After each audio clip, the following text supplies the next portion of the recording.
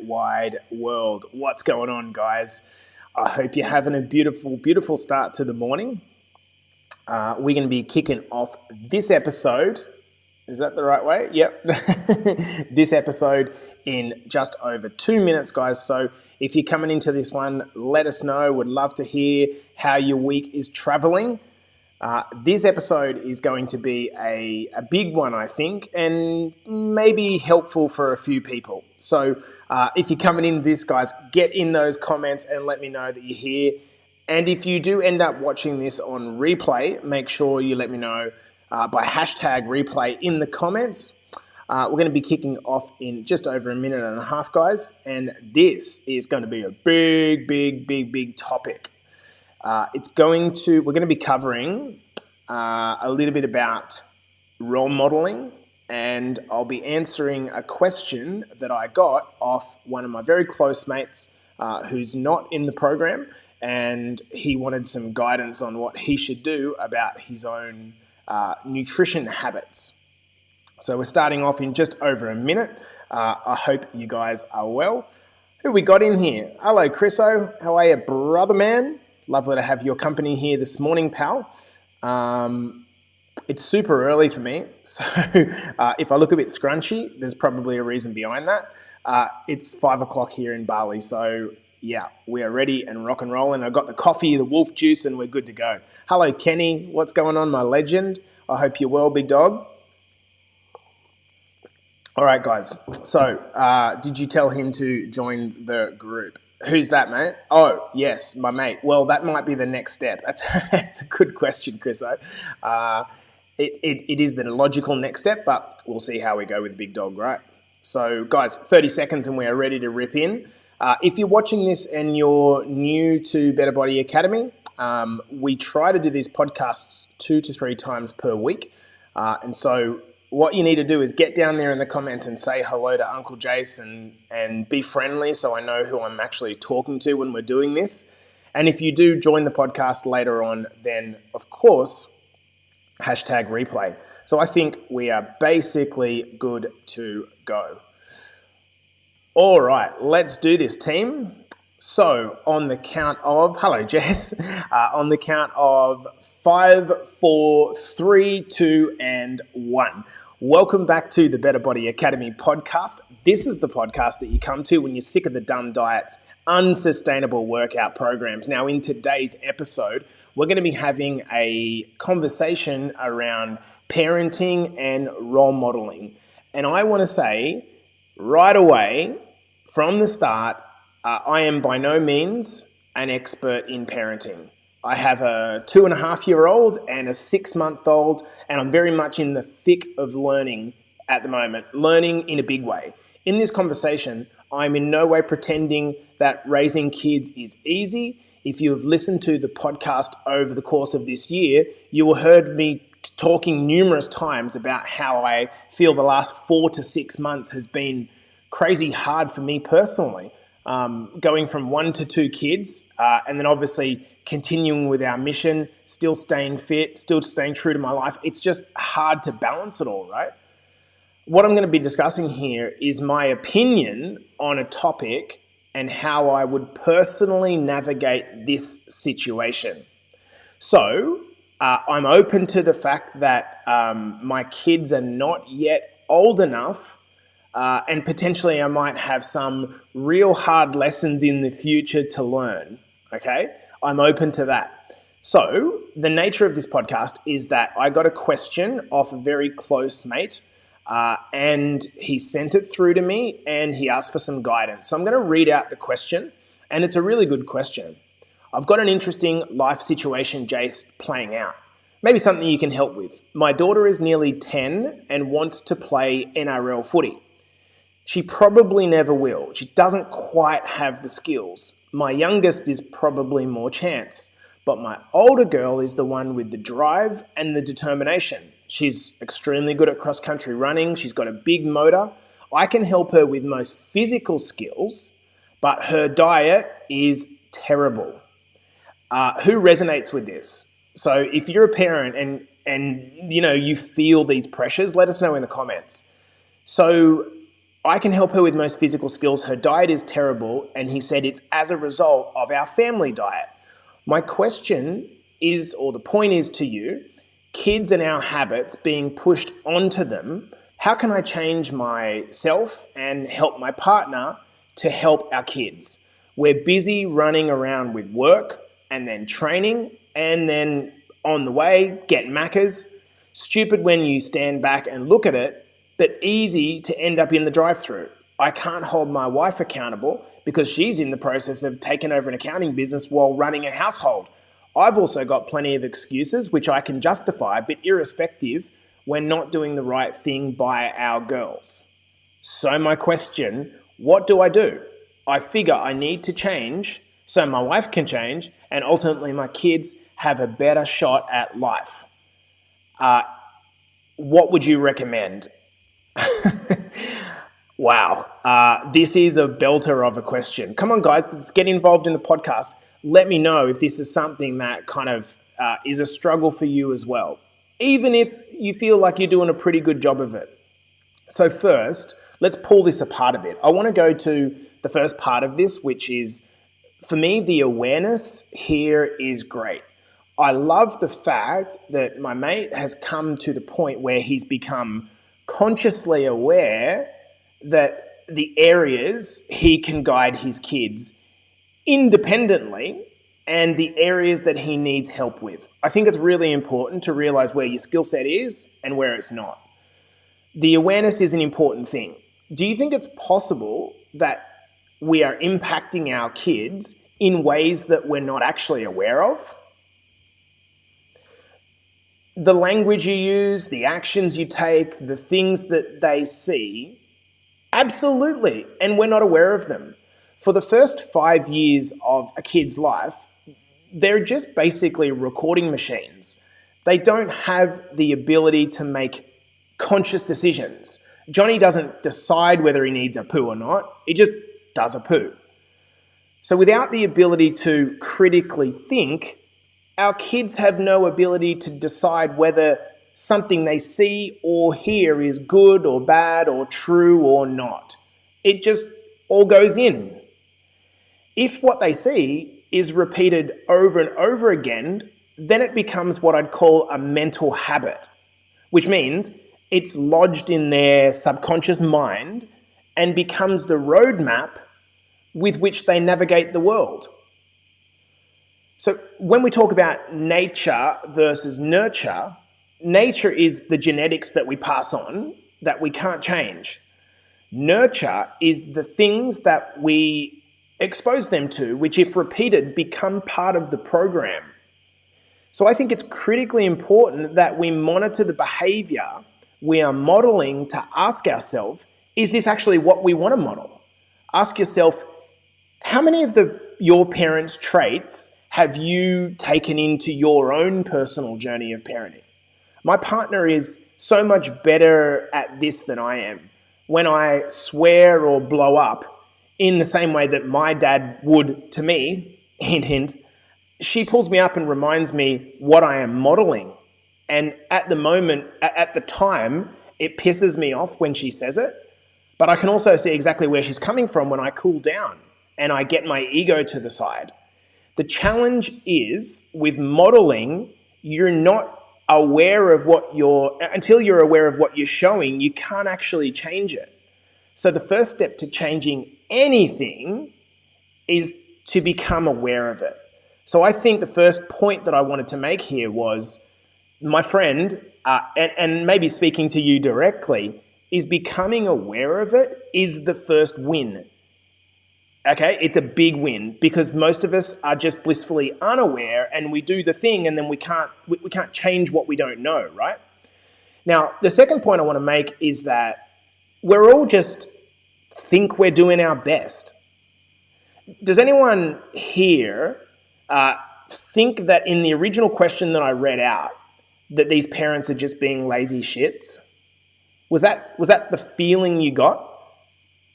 Your mates are just lazy shits? Or would it be more accurate to say that, like most families, they're just busy as hell, jumping from one thing to another, and some things effectively what we feel like are maybe the most harmless things are dropping through the cracks, okay? Nutrition being one of them. It's always interesting insight for me to observe guilt. So I can see that there are a couple of mastermind crew here in this live podcast. We talk very much about, in the mastermind, parent guilt, particularly mum guilt. Mums feeling like they can't keep themselves healthy because they're too busy looking after their kids. Like, give me a silent head nod or a hand up if you feel that that's you as a mum.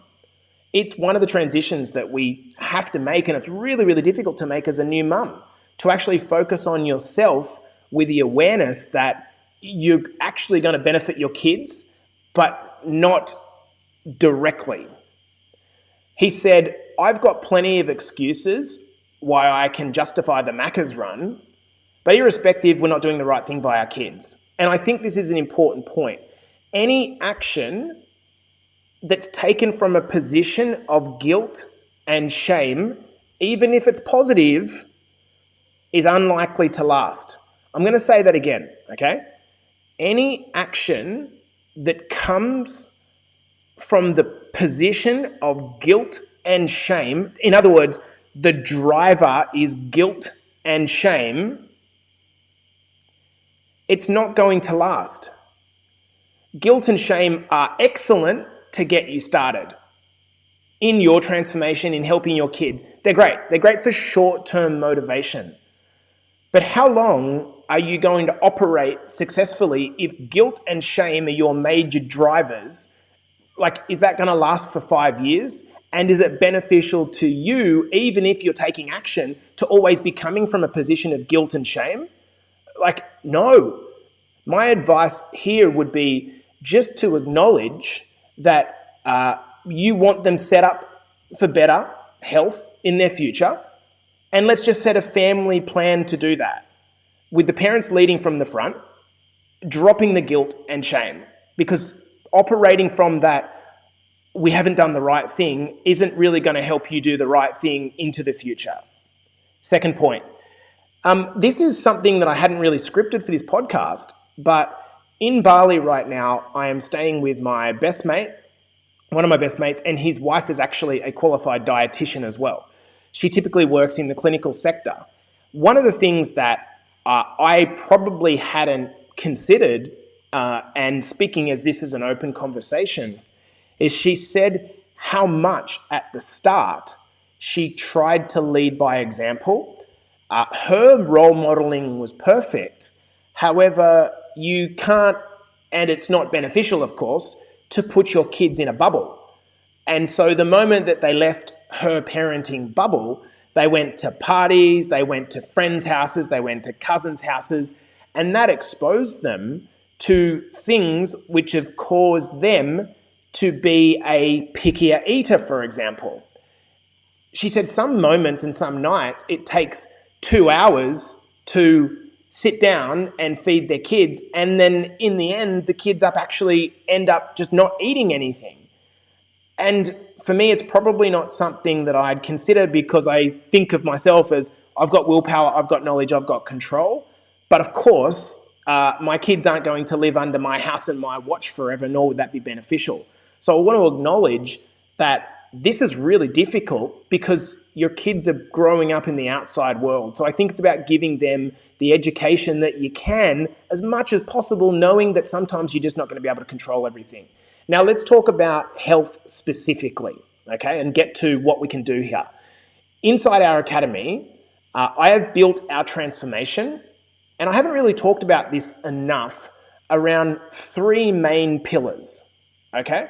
I call these the fat loss fails.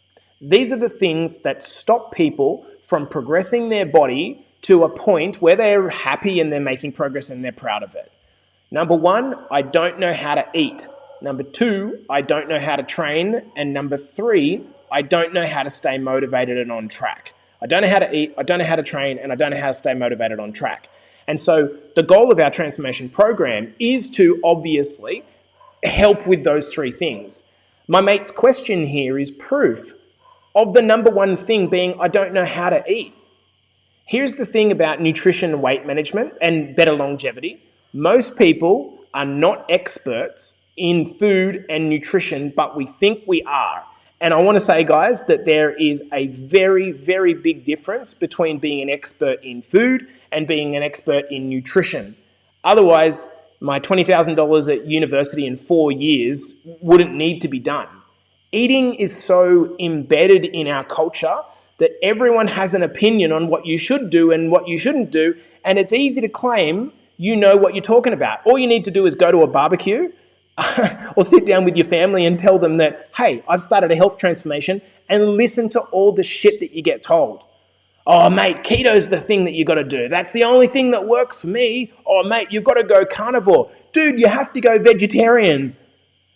I would claim that my mate is reaching expert status in a few things: investing, accounting, starting businesses, but he is not an expert in nutrition and how that impacts his children. Why?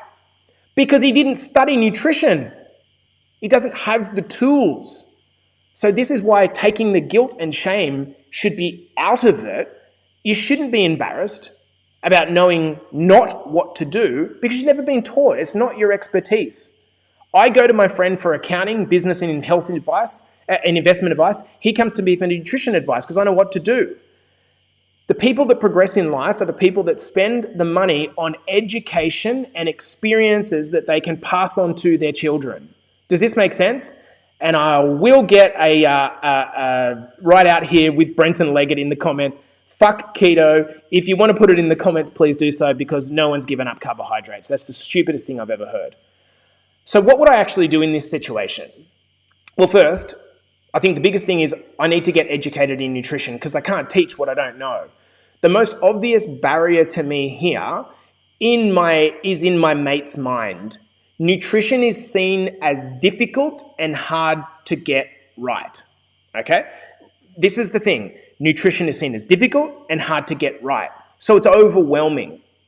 But with a few simple changes and a little bit of a tweak to the mindset, I believe that we can get him on track. So I've got 5 key principles that I would use to start in this situation. Number 1, healthy eating is about substituting, not deleting. People come in and just want to take what they're doing and they've done for 20 years, throw it all out, and then try to do something completely the opposite and then wonder why it doesn't stick for them. What about we just basically swap out better versions of what we already do? Fried chips for air fried chips. This is for the kids. Juices are watered down or swapped to kombucha. Pizzas are made at home. Spaghetti bolognese made on turkey mince instead of crazy fatty mince. Mayonnaise goes out the window. We train them for something like seeded mustard. Sugary breakfast cereals get changed out to something like oats with fruit put on top. And you might sort of say, well, okay, my kids aren't going to do that. That's fine, but there are many millions of swaps that you could take if you took this idea about, I'm not going to try to delete everything. I'm going to try to swap out the tough things. What we should be trying to do is reduce the amount of sugar and fat and increase the amount of lean protein and fiber. So that's the first principle. Number 2, you always have choices when you think you don't.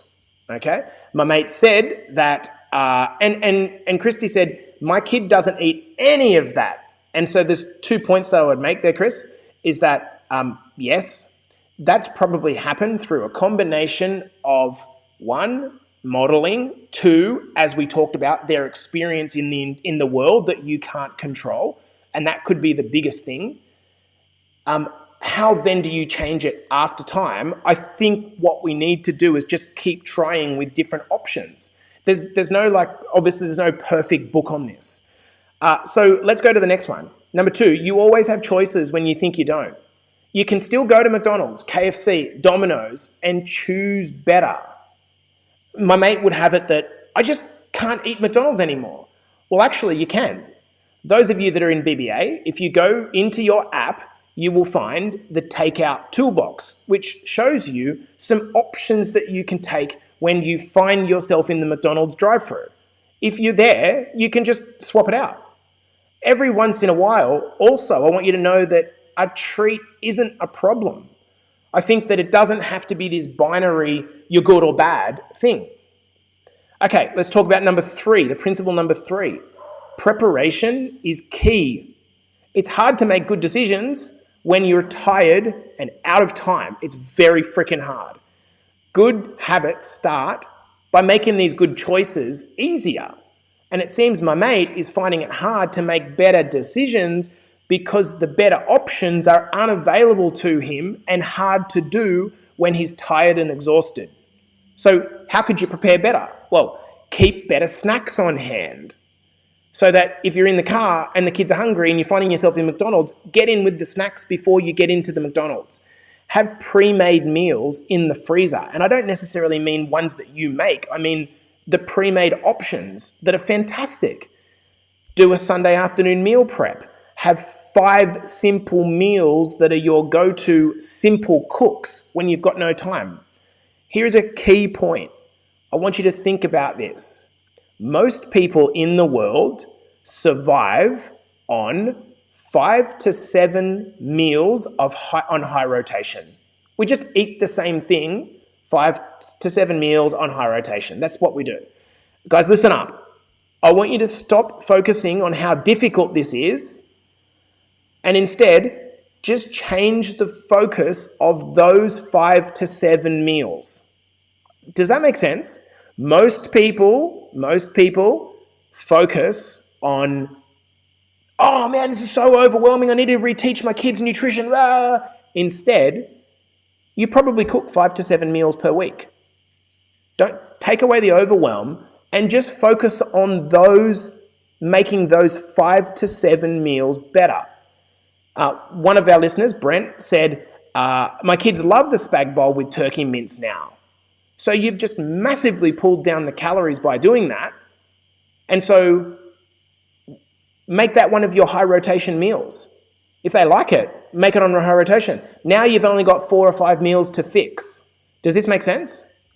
Okay, number 4, principle number 4. Learning to read food labels is going to help no end.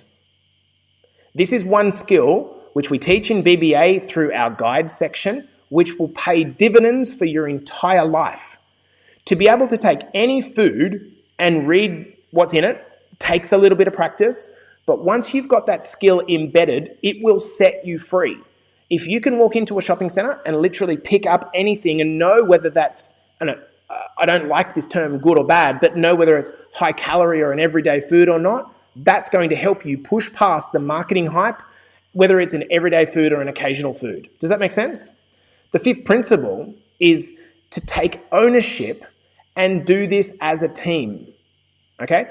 I used to take the piss on this mate when we were kids at school, how he couldn't cook. Although we even said to him, hey man, do you really need your mum to get you to make toast? Although we joked about it, perhaps that's a skill shortage that has come through into his adult life. How to cook very simple meals. One of our new guys in BBA started yesterday, intelligent as hell, looked at our meal plan and just froze because he was like, I'm not sure I know how to cook these things. It was a steak on the barbecue with some veggies in a wok. If this is a skill shortage for you, it's very daunting to push through that. But healthy eating is not MasterChef. Healthy eating is slap some chicken on the barbecue, put some fish and chips in an air fryer. If you're intimidated by the kitchen, just understand that it's only because it's not something you're doing habitually. I'll have a phone call with my mate and teach him how to implement on the 4 things that I've mentioned above and how to be a team with his wife. And this will put him in a position to make better choices and model more often. Eating well is a life-giving skill that's going to set you and your kids up. And as an inheritance to your kids, teaching them to eat well is going to pay off because we know what this childhood obesity scenario is like. If weight management is your goal, I would suggest starting with the 4 principles that I've given you above, and then the 5th one being work as a team. And here's the key point. You are never going to outwork your poor eating. You're never going to outwork your poor eating. Okay? So to all of the parents that are listening to this and wondering why their kids are putting on weight despite the fact that they exercise so much, it's their nutrition.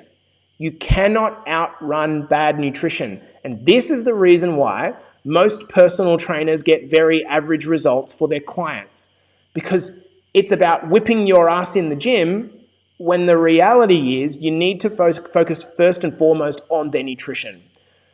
So guys, hopefully that has been helpful. I'm going to stick around and answer any questions, including yours, Amy. If you'd like to continue on this podcast discussion or ask any specific questions, please stick around. If you want to get involved in Better Body Academy, simply send me a DM and we'll chat about how you can be a better role model for your kids. Guys, this has been the Better Body Academy podcast. If you're sick of the dumb diets and unsustainable workout programs, listen in on a weekly basis. Subscribe to us on Apple, Spotify, and all the I's, and we'll see you in the next episode. Okay, so ladies, gents, anyone that wants to ask any questions, I'm more than happy to do it right now, okay? Ask anything you want. By the way, if you see me melting in front of your eyes, it's about 30 degrees here at 5:30 in the morning, and I've got the doors closed so I don't wake everyone up. Okay, so Amy's question. I don't know if you see this. Okay, I'd like to know if higher protein things I use, protein in cottage cheese, scrambled eggs, protein pancakes, are okay for young kids. Yes, completely fine, Amy. Absolutely, completely fine. The major point that when protein got a bad rap was this idea that you would be you'd be hurting your kidneys, okay? Because the kidneys are the filtration device that takes everything out of the blood, right? And so they have shown numerous times over and over again that the only time that is a problem, high protein, is if you have pre-existing kidney damage, okay? Pre-existing kidney damage. So that's because your kidneys are already compromised. So if you're making the job harder for them, then it's not a good thing, okay? Because they might not be able to cope and then send you into an issue. But for the average healthy kid, it's not a problem, particularly the age of your kids. Jess says, what about babies too? Okay, well, Jess, for me, absolutely. I have no problems. Cottage cheese, because it's the mushed version, similar to avocado, would be one of the first things that I would give my babies. For me, I think that there is this fear around feeding kids, and I totally get that. And I'm not going to say that I'm an expert in kids' nutrition, because I'm not. But I really don't think that there's a problem. It's the same as this idea that when people ask the question, should kids be lifting weights? Well, should they be lifting really heavy weights at 10 years old? Maybe not. Maybe that might put undue stress on some growing joints. But should kids be lifting weights? Well, I'm going to help my son and daughter lift weights as soon as possible. Why? Because I want them to develop a strong metabolism, but more importantly, I want them to get the mental connection between what training looks like, what good training looks like, and setting a long-term habit. So a little bit off topic, Ames, but I don't think there's any problem. In fact, I'll just let you know what I do, and it's only because she's copying me. You guys know I have every day my 2 packs of oats, a scoop of whey protein isolate, and then a bunch of berries on top. That is mine and Ocean's morning ritual, and she's 2.5 years old. She'll get her own half a scoop of whey protein isolate and throw it in. Can I tell you why, just to rest you ashore, Ames, if you're still watching? How protein powder is actually made, right, is from whipping out the byproducts of dairy, okay? So basically, it's effectively a waste product. right? It's the protein extract. So rest assured that basically what it is the base compound it comes from milk. Okay, good question. Christy says mine is about getting him to try stuff. He has a very strict regime of foods that cannot get him to try outside of this. This is the kind of conversation that I had, Christy, with my dietitian friend here, and like trying to change this, I guess, after the fact is really difficult, isn't it? It's like I'm almost going to hold back from saying what you should do and more so teach what I do. She said yesterday she made, for example, getting involved in the actual thing that you're doing. They made pizzas and they had so much fun and they decorated and they even made the dough from the base. And then they cooked it and they were like, cool, the fun's done. And then you get in that position of like rewarding and punishing. If you eat this, you can have ice cream, or if you do this, you can get that. And of course, that's a tough challenge to solve as well. So I think we're all just really doing our best. And this is why I think it's important for us to genuinely start caring about our own health, because when we do that, like, we're modeling it. It's I'm doing the thing, and it might take a year or two even, or maybe more. But if mum is feeling energetic and mum's talking about, as an example, mum's talking about how good she feels and how healthy she feels, and you're repeating into existence what you actually are. I feel great. I feel healthy. I feel really good. I feel really good. That's the message that the kids are growing up in.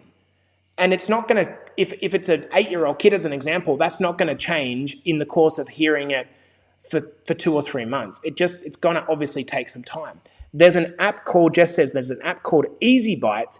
If you have a picky eater or selective child, I found amazing, made by a dietitian, child psychologist. Yeah. Their key is sometimes not what you serve, but how you do mealtime. This is a very, very good point, Jess, because I think that there's the food component and there's the behavior component or the environment component. You've absolutely made a good point here, Jess, is that, think about it, right? Obviously, if you're eating in a car, that's not really conducive for the most part to having a sit-down meal of like cooked food, right? So you've got to be good with your snacking. But then when we come home, what is our sit-down space like? I've been in situations where the sit-down space is like iPad, TV in the background, and it seems pretty harmless, and maybe it is. But for me, we've got to create a culture around eating that is, we sit down and we have dinner together, or we have lunch together. And even if you are, as an example, a stay-at-home mum or dad, like, I think it helps to say, okay, this is lunchtime. We're going to sit down and do this together, because exactly, Christy. That I think this has to be the case. I also think that, the impact might be longer lasting. And what I mean by this is, if mum feels that she's modeling the right thing, but she's just getting no progress, like can't make it change, can't get them to try new foods, I would just I'm not giving advice. I would say what I would do is that I would just keep trying. I would still keep trying, but I would play the long game. And I would hope that over time they have seen mum or dad change and take control and get involved with them more. And when they say something like, I love spending time with you, or thanks for coming out with me, or whatever the kids are going to say in their own language, take that back, link that back to the changes that you're making. I feel better because I'm eating a whole lot of different fruit and vegetables that give me energy. I think it has the ability for you to be very much the teacher and link it back, even if it's not just right now. We've got Jess saying that's called family style. And even if it's just one person, it counts. Advice I've seen is to try at least 80% of the time. Yeah, I think the environment is really everything. And this is the whole thing about nature versus nurture. I think that a lot of us think that we are, like, it's mostly genetics that we hand off to our kids. I would say that absolutely, I'd be far more worried about handing on my environment, my nurture, than I would my nature. Okay, well, that's what I'm doing, Christy said, playing the fucking long game and currently just driving more about how I'm feeling, yeah, and doing and ramping up and leading by example.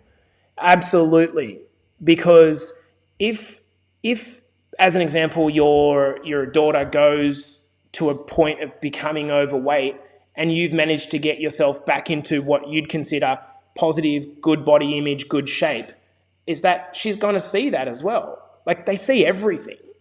I think that's a really good point that you raised, Chris. I also think that, Chris, in your circumstance, it must be extremely hard, not only fitting it all in, but obviously being a single mum with not a lot of leadership from the other side. It must be super tough, and there's no getting around that. Also starting with an empty bowl and allowing kids to self-serve creates some autonomy. Yeah, that helped us a lot instead. Yeah, that's a really good point. Getting them to get involved and choosing the things that they want to do. It's the opposite. I worry about underweight and undernourishment. Yeah, and as an example, my friend here, as I wipe away the sweat from my brow, I'm melting. My mate here, he said, like, they had quite a few snacks in the afternoon, and they don't normally do that, but basically they were offered some fruit. They were offered the meals that we ordered in, which were healthy takeout of grilled fish and a salad, and they just weren't that into it. So they went to bed with basically some fruit. Yeah, it's tough. These are things that I'm sure that I am yet to discover and are going to be certain challenges. And all I could do is really just address this from the angle that I would take it. I would very, very strongly understand that modeling is the most important thing. Modeling and then talking about why you're doing the thing. Not just modeling and then not talking about it. Modeling and saying, like, I'm having a breakfast because it's important for me to make sure that I don't want to be snacking on stuff all day. So I have a breakfast to fill me up so that I feel good for the day. You should do the same thing in terms of, so you feel good at school. Oh, I'm tired at school. Well, I think that the challenge is because you're probably not eating enough of the right type of food. And what this is going to do is make you tired and make you cranky. And so why don't we try for a week just doing something a little bit different? And Christy says, yeah, thanks. It's been helpful, just reinforces. Do you know what, Christy, and for everyone that's watching this, this is a conversation that we should have more frequently in our Better Body Academy group, most definitely. Because this is not just about us. Our transformation is not just about us, clearly. Our transformation is about us plus the inheritance that we give our kids. And I think more than anything, more than advice, so to speak, Chris, would be the sharing of information, such as Jess has given you here and talked about what she does with her kids. That's really helpful, because I think this whole many hands make light work thing is very much a thing. There is some incredibly good intelligence in our community that should be shared. I would really love in the future to be able to do two things. Let me know if these would be fun for you. Two things. Some sort of kids program, and this would be in conjunction with someone that is an expert in kids nutrition and wants to do something like what we do, an academy like what we do. The second thing that I think would be really, really good is some sort of initiative between parents or partners. The truth is, when you have two people pulling the same way, it is so much easier. This is a whole other podcast. And it's when you have one person pulling one way, another person pulling the other way, it's just so difficult. It's like you're literally, it's like a tug of war game. Not only does that create friction in the relationship, it creates problems in the kids. This is an open conversation, guys. So I'm going to wrap it up there. Thanks for coming into the podcast. Hopefully it's been beneficial, if only to really make sure that we get this on the agenda and start talking about it. Yeah, got it, Chris.